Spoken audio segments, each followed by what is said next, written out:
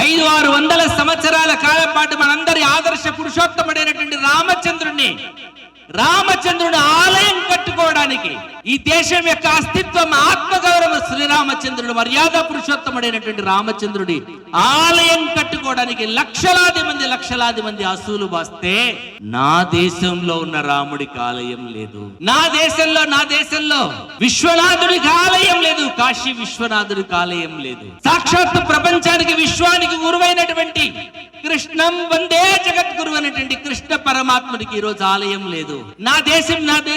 నా దేవుళ్ళకు నేను ఆలయం కట్టుకుంటానని కోర్టుల చుట్టూ తిరగాల.